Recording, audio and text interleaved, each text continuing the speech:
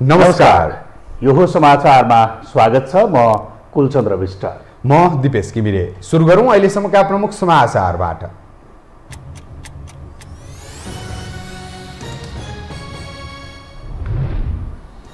स्थानीय निर्वाचनको तयारी द्रुत गतिमा भइरहेको निर्वाचन आयोगको भनाई। मत गन्न सजिलो होस् भनेर हरियो मतपत्र बनाइएको जिकिर। दलहरू पनि देशव्यापी अभियानमा व्यस्त। निर्वाचनमा काङ्ग्रेस बाहेकको गठबन्धन बन्न सक्ने एकीकृत समाजवादीको भनाई। सैद्धान्तिक र वैचारिक बहसमा सहभागी हुन एमाले अध्यक्ष ओलीलाई काङ्ग्रेसको सुझाव। सङ्खुवा सभामा बस दुर्घटनामा परि ज्यान गुमाउनेको सङ्ख्या 15 पुग्यो।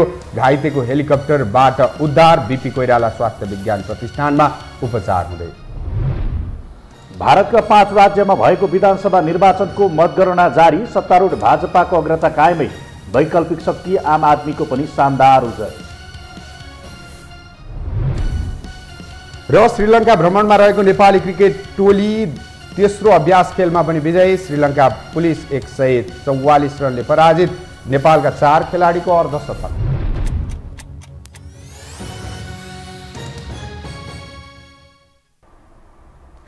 अब समाचार विस्तारमा। निर्वाचन आयोगले मतगणनामा समस्या हुने भएपछि स्वस्तिक छाप र चुनाव चिन्हको रङ एउटै नहोस् भनेर हरियो मतपत्र बनाएको प्रश्न पारेको छ। वैशाख 30 मा हुने स्थानीय तहको निर्वाचनमा आयोगले मतपत्र हरियो बनाउने निर्णय गरेपछि नेकपा एमालेका अध्यक्ष केपी शर्मा ओलीले असन्तुष्टि जनाएपछि आयोगले त्यसबारे प्रश्न पारेको हो। ओलीले काङ्ग्रेसको चुनाव चिन्ह रुख भएकाले सबैले हरियो मात्रै देखुन् भनेर हरियो मतपत्र बनाउने निर्णय गरिएको आरोप लगाउनु भएको थियो। स्थानीय तहको निर्वाचनमा 7 ठाउँमा मत हाल्नुपर्ने भएकाले समस्या देखिने भएपछि मतपत्रको रङ फेर्न लागि आयोगले जनाएको छ। गत सालको अनुभव र विज्ञहरूको सुझावको आधारमा मतपत्रको रङ फेर्ने निर्णय भएको आयोगको दाबी छ। स्थानीय तह निर्वाचनको मिति नजिकिँदै गर्दा राजनीतिक दलहरूले चुनावी तयारीलाई तीव्रता दिएका छन्। सत्तारूढ दल नेपाली काङ्ग्रेस 1 महिने चुनावी अभियानको अन्तिम तयारीमा जुटेको छ। सत्तारूढ दल माओवादी केन्द्र र प्रमुख प्रतिपक्षी दल एमाले लगायतका दलहरू देशव्यापी अभियानमा होमिएका छन्। एकीकृत समाजवादी पार्टीले पनि केन्द्रीय कमिटी बैठक मार्फत नै पार्टीका नेता कार्यकर्तालाई निर्वाचनमा होमिन निर्देशन दिएको छ। निर्वाचनमा दलहरू बीच बन्न सक्ने समीकरणको लेखाजोखा र तल्लो तहमा राजनीतिक गतिविधि बढेका छन्। निर्वाचन आयोगले निर्वाचन आचार संहिता निर्माण गर्ने लगायत गतिविधिलाई अघि बढाएको छ।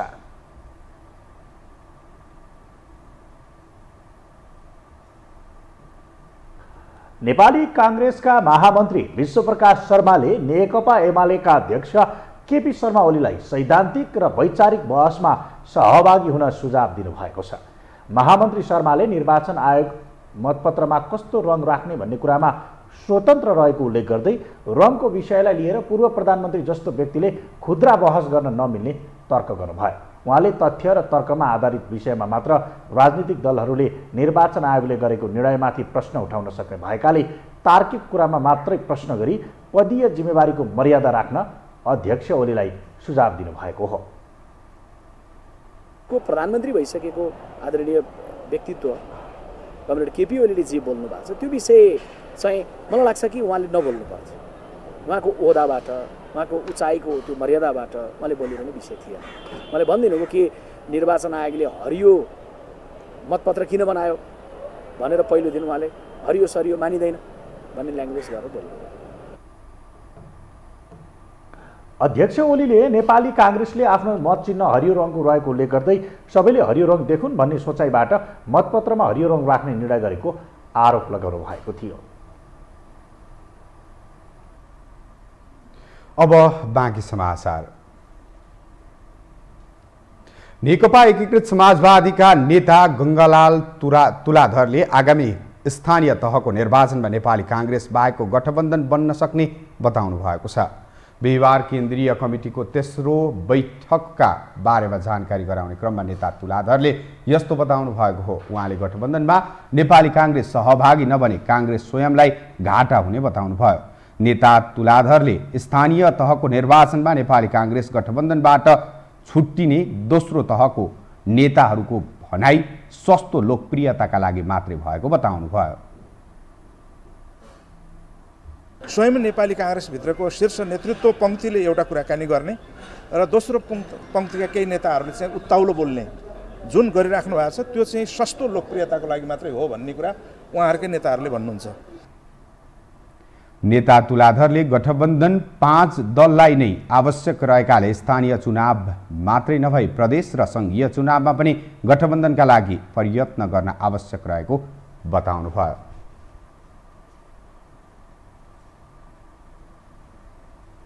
नागरिकले सहज ढङ्गले नागरिकता प्राप्त गर्न सक्ने गरी राष्ट्रिय सहमतिका साथ संसदमा विचाराधीन नागरिकता विधेयक पास गर्ने व्यवस्था मिलाउन सांसदहरूले सरकारलाई सुझाव दिएका छन्।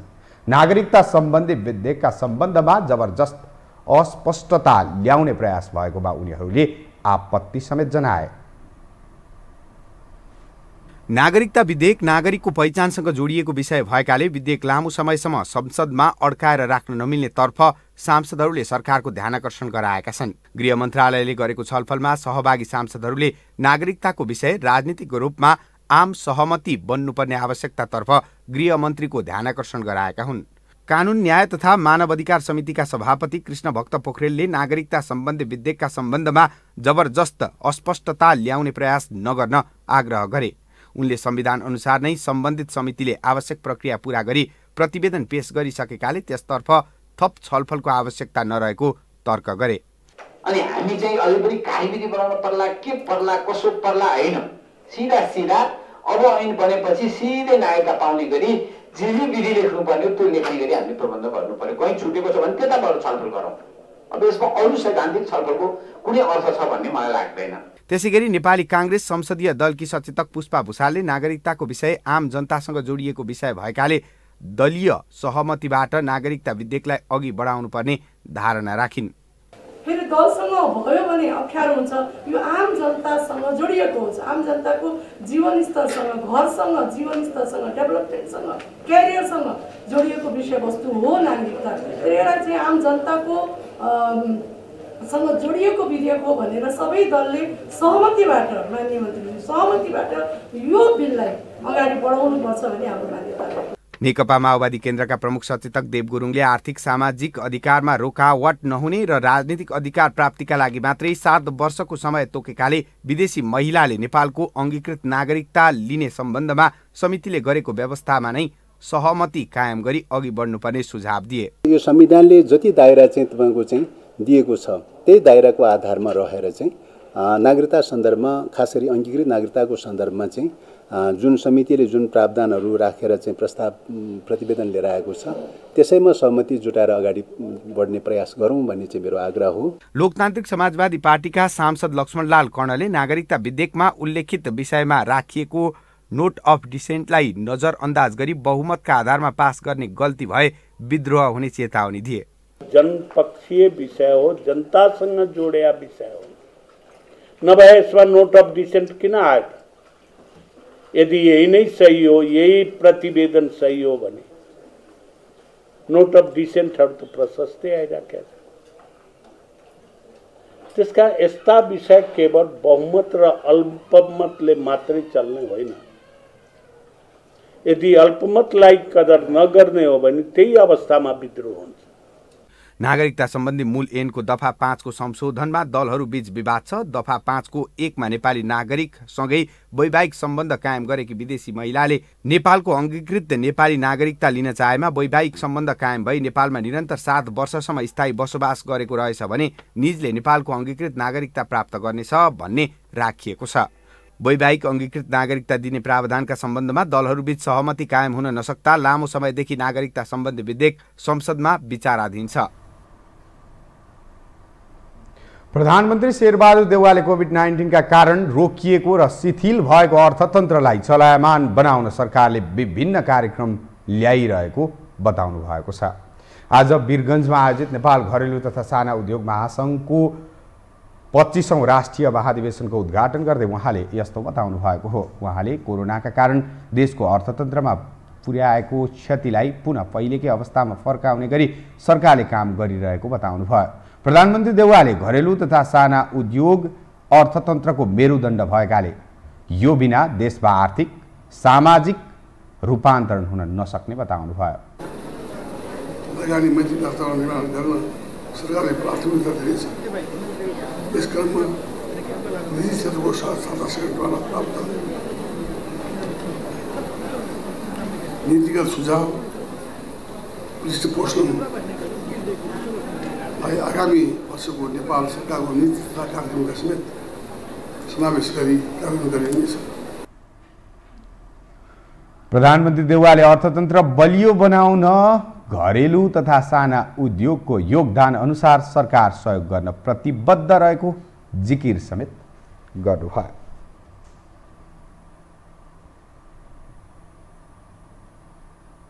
हामीसँग समाचार बाँकी नै छन्, अहिलेलाई विश्राम।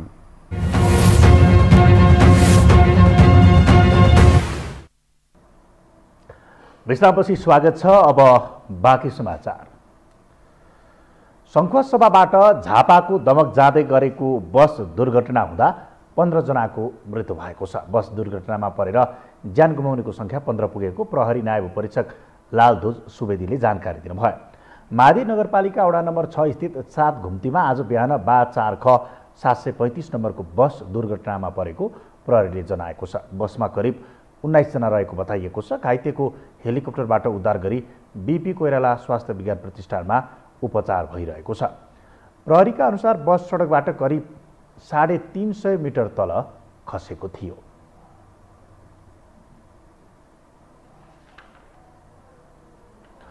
श्रम रोजगार तथा सामाजिक सुरक्षा मन्त्रालयले त्रिभुवन अन्तर्राष्ट्रिय विमानस्थलमा राखेको श्रम डेस्क हटाइएको छ। वैदेशिक रोजगारीमा जाने श्रमिकहरूलाई लक्षित गरेर विमानस्थलमा राखिएको श्रम डेस्क बुधबारदेखि हटाइएको हो। श्रम डेस्कले वैदेशिक रोजगारीमा जाने श्रमिकहरूलाई दुःख दिएको गुनासो आएपछि श्रम रोजगार तथा सामाजिक सुरक्षा मन्त्री कृष्ण कुमार श्रेष्ठले श्रम डेस्क हटाउन निर्देशन दिनुभएको हो। श्रम डेस्क हटाउनका लागि मन्त्री श्रेष्ठसहितका अधिकारीहरू विमानस्थल पुग्नु भएको थियो। मन्त्री श्रेष्ठले श्रमिकहरू श्रम डेस्क मार्फत जाँदा प्रक्रिया झन्झटिलो भएका कारण डेस्क हटाउनु परेको बताउनु भयो। जुन श्रम गर्नको लागि वैदेशिक रोजगारमा जाने श्रमिक भाइ बहिनीहरू छ, मैले त्यो बेलामा नि भन्ने गरेको थिएँ उहाँहरूलाई दोस्रो दर्जाको नागरिकको व्यवहार भयो कि भनेर मैले भनेको थिएँ। आजदेखि वैदेशिक रोजगारमा जाँदाखेरि वैदेशिक रोजगारमा जाने श्रमिकहरूको लागि छुट्टै लाइन या कुनै पनि झन्झटिलो प्रक्रिया जुन छ त्यो आजदेखि नपर्ने गरी कुनै पनि गेटबाट जसरी अरू पेसेन्जरहरू हैन अरू जसरी जानुहुन्छ त्यसरी नै श्रमिकहरूलाई जाने व्यवस्थाको सुरुवात हामीले गरेका छौँ। अनलाइन सूचना प्रणाली आइसकेकाले श्रम डेस्क आवश्यक नभएको मन्त्रालयले जनाएको छ। विमानस्थल प्रवेश गर्ने श्रमिकहरूले अब तीनवटै प्रवेशद्वारबाट प्रवेश गर्न पाउने भएका छन्।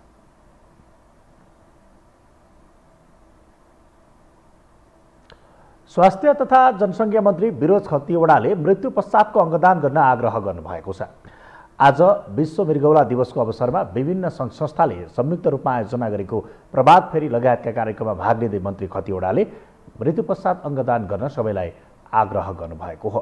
मृत्यु पश्चातको अङ्गदान गरेमा मृगौला पीडितहरूले पनि धेरै सुविधा पाउने उहाँले बताउनु भयो।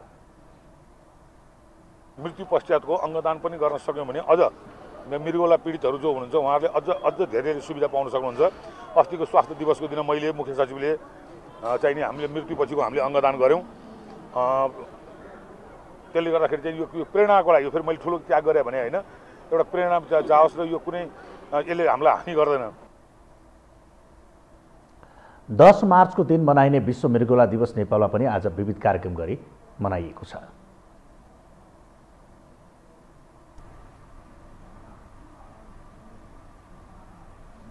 अब बाँकी समाचार। पछिल्लो 24 घण्टामा 112 जनामा कोरोना संक्रमण पुष्टि भएको छ। स्वास्थ्य तथा जनसङ्ख्या मन्त्रालयका अनुसार 6801 पीसीआर परीक्षणमा 77 र 2527 एन्टिजेन परीक्षणमा 35 जना गरी 112 जनामा संक्रमण पुष्टि भएको हो। मन्त्रालयका अनुसार कोरोना संक्रमणका कारण आज पनि कसैको मृत्यु भने भएको छैन। पछिल्लो 24 घण्टामा कोरोना संक्रमण मुक्त हुनेको संख्या 429 रहेको छ। हाल देशभर सक्रिय संक्रमितको संख्या 5340 रहेको छ।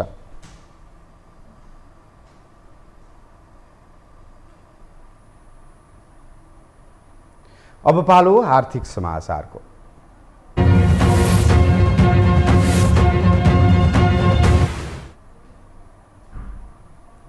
सबै उमेर पुगेका नागरिकलाई रोजगारीको व्यवस्था गर्नु सरकारको दायित्व हो। नेपालको संविधानले रोजगारीको हकलाई मौलिक हकको रूपमा व्यवस्था गरेको छ। तर विडम्बना, रोजगारीको नारा चुनावी फन्डा र राजनीतिक दलका नेताहरूको सत्तामा पुग्ने खुड्किलो मात्र बन्ने गरेको छ। एक रिपोर्ट। हरेक सभा सम्मेलन र सार्वजनिक कार्यक्रममा गरिने भाषणमा नेताहरूले रोजगारी शब्द सायदै छुट्याउँछन्। उद्योग कल कारखानाको स्थापना, विकास, विस्तार सहित मुलुकभित्रै रोजगारी सृजना गर्ने, स्वरोजगार बनाउने, विदेशिएको युवाहरूलाई देशमै रोजगारी उपलब्ध गराउने इत्यादि भाषणमा मात्र होइन, दल र नेताहरूको प्रमुख चुनावी एजेन्डा समेत बन्ने गरेको छ। स्थानीय तहको निर्वाचन मिति नजिकिएसँगै दल र नेताहरू पुनः यही एजेन्डाको रट्टानमा लागेका छन्। हाम्रै श्रम शक्तिलाई रोजगारी दिएर अनि हाम्रै बजारलाई र बाहिरको बजारलाई पनि सम्बोधन गर्ने गरी हामी उद्योगको विकास गर्न चाहन्छौँ, व्यवसायको विकास गर्न चाहन्छौँ, अर्थतन्त्रको विकास गर्न चाहन्छौँ। अरूमा र हामीमा यही मूलभूत फरक छ। हामीले हाम्रो पूर्वाधारसँग हाम्रो औद्योगिकरण कसरी जोड्ने, हामीले कति सामान आफै उत्पादन गर्ने, खास गरिकन हामीले कतार गएको केटाकेटीले नेपाल कसरी फर्काउने, तिनले नेपालभित्र बस्ने अवस्था कसरी सृजना गर्ने, अबको 8-10 वर्षभित्रमा नेपाललाई हामी अर्को ठाउँसम्म कसरी पुर्याउने भन्ने हाम्रो सोच रहनुपर्ने हो नि। तर एउटा कमरेड आउँछ, मुठी कस्छ, अनि के भनिदिन्छ भने माग्ने भन्छ, मागेर देश चल्छ भन्छ। तिम्रो छोरछोरी खोइ भन्यो भनेदेखि पनि छोरछोरी अमेरिका पठाइसक्यो अस्ति नै।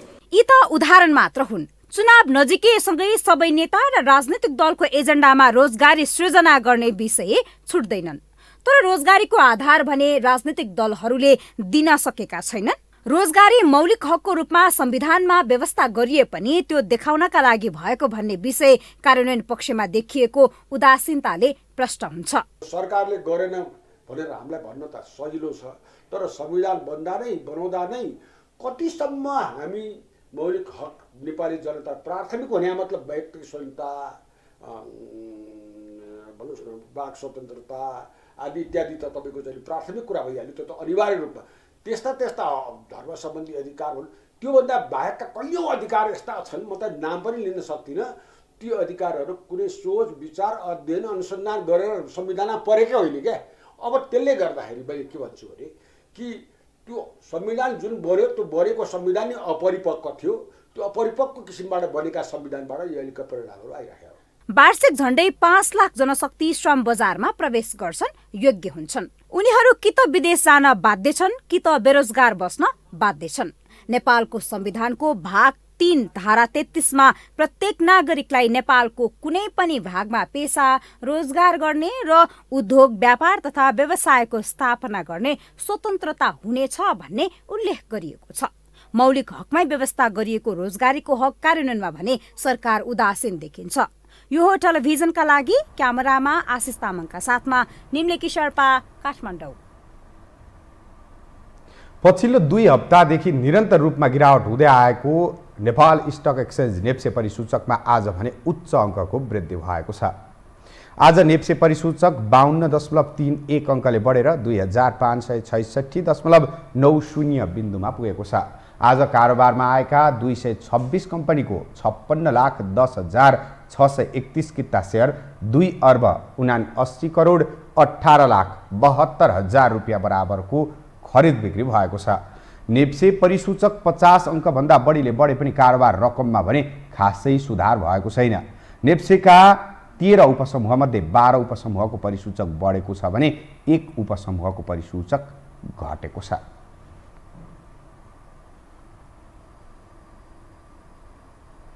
हामीसँग अन्तर्राष्ट्रिय र खेल समाचार बाँकी नै छन्। अहिलेलाई विश्राम।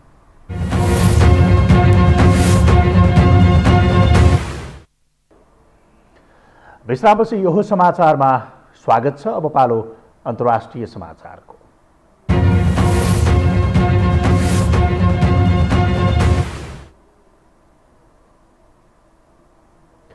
भारतका 5 राज्यमा भएको विधानसभा चुनावको मतगणना जारी छ।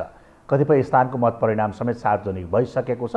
अहिलेसम्मको अवस्थामा सत्तारूढ भाजपाकै अग्रता कायम छ। त्यस्तै वैकल्पिक शक्तिको प्रभाव राम्रो देखिएको छ भने प्रमुख प्रतिपक्षी कांग्रेसको लज्जास्पद हार देखिरहेको छ। विधानसभा निर्वाचनमा भारतका 5वटा राज्यको मत परिणाम आउने क्रम जारी छ। निर्वाचन भएका राज्यहरू उत्तर प्रदेश, पन्जाब, गोवा, उत्तराखण्ड र मणिपुरमा विधानसभाको मत परिणाम अन्तिम चरणमा छ। पछिल्लो मत परिणाम अनुसार अधिकांश स्थानमा सत्तारूढ भारतीय जनता पार्टी भाजपाले अग्रता कायम गरेको छ भने वैकल्पिक शक्ति आम आदमी पार्टीले पनि आफूलाई प्रमाणित गर्दै लगेको छ। तर कांग्रेसले भने नराम्रो हार बेहोरेको छ। सबैभन्दा धेरै जनसङ्ख्या रहेको उत्तर प्रदेशमा सत्तारूढ भारतीय जनता पार्टी भाजपाले बहुमत ल्याउने देखिएको छ। भारतीय सञ्चार माध्यमहरूका अनुसार उत्तर प्रदेशमा सत्तारूढ भाजपाले कुल 403 सिट मध्ये 25 सिट जितेको छ भने 246 मा अग्रता लिएको छ। उत्तर प्रदेशमा सरकार बनाउन 202 सिट भए पुग्छ, जहाँ दोस्रो स्थानको समाजवादी पार्टीले केवल 115 सिट ल्याउने अनुमान गरिएको छ। तेस्रो स्थानको बहुजन समाज पार्टीले 6 स्थान जित्ने र कांग्रेस पार्टीले केवल 3 सिटमा चित्त बुझाउनु पर्ने अनुमान गरिएको छ। सार्वजनिक गरिएको सुरुवाती नतिजा अनुसार उत्तराखण्ड र मणिपुरमा पनि भाजपा स्पष्ट रूपमा विजय हुने देखिएको छ। उत्तराखण्डमा भाजपाले 70 मध्ये 48 सिटमा जित हात पार्ने देखिएको हो, जहाँ सरकार बनाउन 36 सिट भए पुग्छ। यसअघि 2017मा पनि उत्तराखण्डमा भाजपाले नै बहुमत ल्याएको थियो, तर पूर्व मुख्यमन्त्री पुष्कर सिंह धामीले भने चुनाव हारेका छन्। यता पन्जाबमा आम आदमी पार्टीले ऐतिहासिक जित हासिल गरेको छ। आम आदमीले बहुमत संख्या पार गर्दै झण्डै 90 सिटको अग्रता हासिल गरेको छ, जहाँ मुख्यमन्त्री चरणजीत सिंह चन्नी भने पराजित भएका छन्। दिल्लीमा 8 वर्षदेखि सरकार चलाइरहेको आम आदमी पार्टीले राजनीति थालेको 10 वर्षमा दोस्रो राज्यमा बहुमतको सरकार बनाउने भएको हो। पन्जाबमा सन् 2017मा भएको विधानसभा चुनावमा कांग्रेसले 77 सिट जितेकोमा अहिले भने विभाजनको परिणाम देखिएको छ। विभाजित भएको कांग्रेसले अहिले 12 सिटमा मात्रै अग्रता लिइरहेको छ। यसअघि दिल्लीमा पनि आम आदमीले कांग्रेसलाई नै पराजित गरेको थियो। पन्जाब विधानसभा जित्नु उसको लागि ऐतिहासिक सफलता हो। अब त्यहाँ भागवन्त मान मुख्यमन्त्री बन्नेछन्, जो पन्जाबका जनतालाई सोधेर नै छानिएका मुख्यमन्त्रीका उम्मेद्वार हुन्। आम आदमी पार्टीको यो विजयलाई भारतीय राजनीतिमा वैकल्पिक शक्तिको उदयका रूपमा हेरिएको छ। दिल्लीमा जनप्रिय काम गरे पनि अन्य राज्यमा फैलिन मुस्किल भइरहेको उसलाई यो जितले अझ उत्साह थपिदिएको छ। रुसले आक्रमणलाई तीव्र बनाएपछि युक्रेन एकाएक नेटोमा सदस्यता लिने विषयबाट पछि हटेको छ, जसले गर्दा 2 साता लामो रुस युक्रेन युद्ध रोकिने आकलन गरिएको छ। एक रिपोर्ट। पश्चिमा राष्ट्रले प्रत्यक्ष सहयोग नगरेपछि अन्ततः युक्रेनी राष्ट्रपति भोलोदिमिर जेलेन्स्की उत्तर एटलान्टिक सन्धि संगठन नेटोको सदस्यता लिने आफ्नो अडानबाट पछि हटेका छन्। जुन अडानबाट जेलेन्स्की पछि हटेसँगै अब युद्ध रोकिने आकलन गरिएको छ। नेटोको सदस्यता लिने जेलेन्स्कीको तयारीपछि रुसले युक्रेनमा सैन्य आक्रमण गरेको थियो। देशको स्थिति थप बिग्रँदै गएपछि युक्रेनका राष्ट्रपति जेलेन्स्की अडान त्याग्न बाध्य भएका हुन्। रुसले युद्धग्रस्त क्षेत्रबाट सर्वसाधारणलाई निकाल्न बुधबार 12 घण्टाका लागि सङ्घर्ष विराम गरेपछि जेलेन्स्की थप झस्केका छन्। राजधानी कीव वरपरका क्षेत्रहरू, दक्षिणमा जापोरिजिया र त्यसका केही भागमा अस्थायी युद्ध विराम गरेको रुसले आक्रमण कडा पार्ने लगभग निश्चित देखिएको अन्तर्राष्ट्रिय सञ्चार माध्यमहरूले बताएका छन्, जसका कारण जेलेन्स्कीले रुसलाई शान्त पार्न नेटो सदस्यता नलिने घोषणा गरेको बताइएको छ। युक्रेनी नागरिकमा आत्मबल कमजोर हुँदै गएका कारण पनि जेलेन्स्की थप दबावमा छन्। त्यसमाथि रुसले युक्रेनमा हाल गरेको बमबारी थप दयनीय बन्दै गएको छ। पछिल्लो समय बाल अस्पतालमा रुसी सेनाले आक्रमण गरेपछि युद्ध अपराध भएको युक्रेनी राष्ट्रपति जेलेन्स्कीले गुनासो गरेका थिए। करिब 2 साता लामो युद्धका क्रममा ठूलो धनजनको क्षति भएको छ। रुसी आक्रमणका कारण 100 सर्वसाधारण र सैनिकको मृत्यु भएको छ। 22 लाख भन्दा बढी युक्रेनीले देश छाडेको संयुक्त राष्ट्रसङ्घले जनाएको छ। 2 सातादेखि जारी आक्रमणका क्रममा रुसले युक्रेनको खर्किव शहरमाथि पुनः नियन्त्रण कायम गरिसकेको छ भने अन्य प्रमुख शहरमा आक्रमण तीव्र पारेको छ। पछिल्ला दिनमा रुसले युक्रेनको राजधानी कीवसँगै मरिउपोल, भोल्नोभाक, ओडेसा लगायतका शहरलाई लक्ष्य गर्दै बमबारी गर्दै आएको छ। अब पालो खेल समाचारको।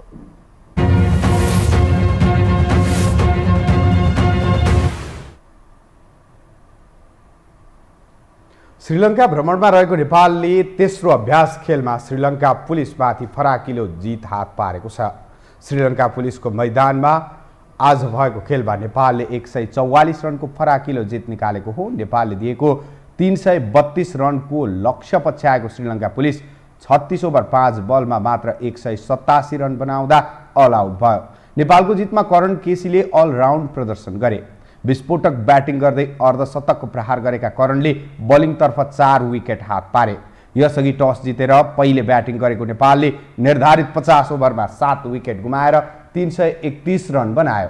श्रीलङ्का पुलिस विरुद्ध नेपालका 4 खेलाडीले अर्धशतक पूरा गरे। अर्धशतक बनाउनेमा ओपनर द्वय कुशल बोर्तेल र आसिफ शेख तथा रोहित कुमार पौडेल र करण केसी रहे। सरकारले र्याफ्टिङलाई राष्ट्रिय खेलमा समावेश गर्ने तयारी गरेको छ। युवा पुस्तामाझ लोकप्रिय बन्दै गरेको र्याफ्टिङलाई राष्ट्रिय खेलको मान्यता दिए पर्यटन क्षेत्रको समेत विकास हुने विश्लेषण गरिएको छ। एक रिपोर्ट। युवा तथा खेलकुद मन्त्री महेश्वरजङ गहतराजले र्याफ्टिङलाई राष्ट्रिय खेलमा समावेश गर्ने तयारीमा सरकार रहेको बताएका छन्। बुधबार त्रिशुली नदीमा भएको 19औं हिमालय राष्ट्रिय र्याफ्टिङ च्याम्पियनसिप प्रतियोगिता कार्यक्रममा बोल्दै मन्त्री गहतराजले राष्ट्रिय खेलमा समावेश गर्ने विषयमा मन्त्रालयले राष्ट्रिय खेलकुद परिषदसँग छलफल गरिरहेको बताए। उनले खेललाई मनोरञ्जनको रूपमा मात्र नभएर उद्योगसँग जोड्नुपर्ने आवश्यकता रहेको समेत बताए। नेपाललाई समृद्धि बनाउने महत्वपूर्ण आधार भनेकै प्रकृति र संस्कृतिको प्रयोग भएको भन्दै मन्त्री गहतराजले र्याफ्टिङ खेल प्रकृतिसँग जोडिएकाले गुरु योजनाको रूपमा विकास गर्नुपर्ने धारणा राखे। र्याफ्टिङ लगायत अन्य जलाशय युक्त खेलमा काठमाडौँबाट नजिकमा रहेका त्रिशुली, सुनकोशी र भोटेकोशीलाई कसरी प्रयोग गर्ने भन्ने विषयमा अध्ययन गर्ने आश्वासन समेत दिए। एसियन गेममा सहभागिताको हिसाबले पनि हामी सकारात्मक छलफल हामी गर्नेछौँ र अर्को कुरा भनेको यसलाई राष्ट्रिय गेममा खास गरी हाम्रो राष्ट्रिय गेमहरूको रूपमा यसलाई समावेश गर्ने सन्दर्भमा पनि हामी छलफल सबै सरकारवाला खास गरी राष्ट्रिय खेलकुद परिषद र मन्त्रालय हामी बसेर यसलाई छलफल गर्नेछौँ। त्यस्तै नेपाल पर्यटन बोर्डका प्रमुख कार्यकारी निर्देशक डाक्टर धनञ्जय रेग्मीले र्याफ्टिङ खेल एक साहसिक खेल भएकाले खेलाडीको क्षमता विकास गर्दै जानुपर्ने बताए। उनले र्याफ्टिङ खेलको क्षमता विकासको लागि पर्यटन बोर्डले विगतदेखि आर्थिक सहयोग गर्दै आएको र आगामी दिनमा पनि सहयोग गर्दै जाने प्रतिबद्धता व्यक्त गरे। तपाईहरुको पार्टिसिपेसन बढाउने, तपाईहरुको पहिला भएको स्किल अझ माथि लिएर जान सक्ने हिसाबले केही सहयोग गरौँ भन्ने उद्देश्यले उहाँहरू दाइहरू सबैले चाहिँ हामी यो कार्यक्रम गर्दैछौँ भन्दाखेरि हामीले केही अब धेरै होइन राज्यको उसबाट विविध उसबाट चाहिँ निकाले केही आर्थिक सहयोग पनि तपाईँहरूलाई उपलब्ध गराएका थियौँ र छौँ र भोलि पनि गर्नेछौँ, त्यसमा केही छैन। पर्यटन अभियन्ता मेघ आलेले त्रिशुली नदीमा कोरोना महामारी पछिको पहिलो 19औं हिमालय राष्ट्रिय र्याफ्टिङ च्याम्पियनसिप भएको र पर्यटन क्षेत्रको विकास हुने दावी गरे। तर अहिले त्रिशुली नदीमा रिभर पर्यटनको लागि अरबौं लगानी भए पनि र्याफ्टिङको लागि महत्वपूर्ण स्थानमा विद्युतको लागि ड्याम बनाउने योजनाले समस्या आएको उनको गुनासो छ। अब अहिले तपाईँले देख्नुहुन्छ त्यहाँ देवीघाटदेखि तपाईँको देवघाट अथवा नारायणीसम्म पुग्ने भनेदेखि अरबौंको लगानी छ। तर विडम्बना के छ भनेदेखि यो नदीको सबैभन्दा मोस्ट पपुलर सेक्सन होइन, जुन चाहिँ नि यो के अरे फिस्लिङदेखि अलिकति मुनि त्यहाँ ड्याम बनाउँदैछन्। त्यहाँ चाहिँ सुपर त्रिशुली भन्ने एउटा हाइड्रो पावर कम्पनी जुन चाहिँ नि ब्लू एनर्जीको चाहिँ प्रोजेक्ट रहेछ, त्यो बनाउँदैछ है। त्यो बनाउने बित्तिकै मोस्ट पपुलर सेक्सन सबैभन्दा विख्यात ठाउँ नै सिद्धिन्छ। भनेपछि त्यो सिद्धि बनाइसकेपछि त्रिशुलीमा राफ्टिङ हुँदैन, यो रिभर टुरिज्म मर्छ। र्याफ्टिङ खेलाडी हरि आलेले त्रिशुली नदीको संरक्षण नभएर नदीलाई दूषित बनाउने काम भएकाले र्याफ्टिङ गर्ने वातावरण नभएको गुनासो गरे। उनले त्रिशुलीको र्याफ्टिङ गर्ने महत्वपूर्ण क्षेत्रमा विद्युतीय ड्याम बनाउने भएकाले खेलाडीको भविष्य नै समाप्त हुने चेतावनी दिए। खोला भएन भने चाहिँ यो हामी मात्र होइन के, अब यो सबै या वरिपरि बस्ने जोसुकै जति पनि छन् यो मान्छेहरू, त्यो मान्छे मात्र नभएर तपाईँले देख्न सक्नुहुन्छ रुखपात यिनीहरू पनि तपाईँले देखेकै होला, जहाँ चाहिँ ड्राइज आउट भएको छ ड्यामले गर्दाखेरि त्यहाँ चाहिँ अवस्था छ अहिले रुखहरू हराभरा हट्दै गएको छ नि त, सिम्पली देखिने कुरा हो। त्यसले गर्दाखेरि यो ड्याम आउनु अनि गएर यो ड्याम नेपालमा नचाहिने चाहिने हो, तर धेरै छ नि त नेपालमा अप्सन, जहाँ मन लाग्यो त्यही, जहाँ मन लाग्यो त्यहीँ, जसरी मन लाग्यो त्यसरी, जसलाई जहाँ मन लाग्यो त्यहीँ ड्याम बनाउँदा चाहिँ यो त्रिशुलीको पनि अवस्था त्यही होला। हाल त्रिशुली नदीमा 19औं हिमालय राष्ट्रिय र्याफ्टिङ च्याम्पियनसिप प्रतियोगिता भइरहेको छ। 3 वर्षपछि भएको प्रतियोगिताले पर्यटन क्षेत्र चलायमान हुने विश्वास गरिएको छ।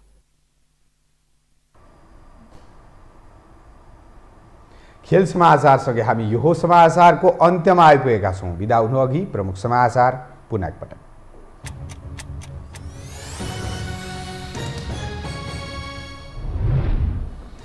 स्थानीय निर्वाचनको तयारी द्रुत गतिमा भइरहेको निर्वाचन आयोगको भनाई, मत गन्न सजिलो होस् भनेर हरियो मतपत्र बनाइएको जिकिर, दलहरू पनि देशव्यापी अभियानमा व्यस्त। निर्वाचनमा काङ्ग्रेस बाहेकको गठबन्धन बन्न सक्ने एकीकृत समाजवादीको भनाई, सैद्धान्तिक र वैचारिक बहसमा सहभागी हुन एमाले अध्यक्ष ओलीलाई काङ्ग्रेसको सुझाव। शङ्खसभामा बस दुर्घटनामा परिज्यान गुमाउनेको संख्या 15 पुग्यो, घाइतेको हेलिकप्टरबाट उद्धार, बीपी कोइराला स्वास्थ्य विज्ञान प्रतिष्ठानमा उपचार हुँदै। भारतका 5 राज्यमा भएको विधानसभा चुनावको मतगणना जारी, सत्तारूढ भाजपाको अग्रता कायमै, वैकल्पिक शक्ति आम आदमीको पनि शानदार उदय।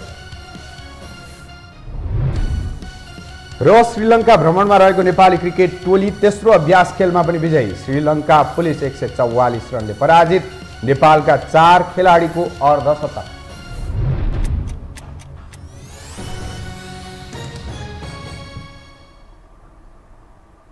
हवस् त यो समाचार सकियो। समाचार बुलेटिनका साथै यो टेलिभिजनका सम्पूर्ण कार्यक्रम यो टेलिभिजन.com, यो खबर.com युट्युब र फेसबुकमा पनि पढ्न र हेर्न सक्नुहुनेछ।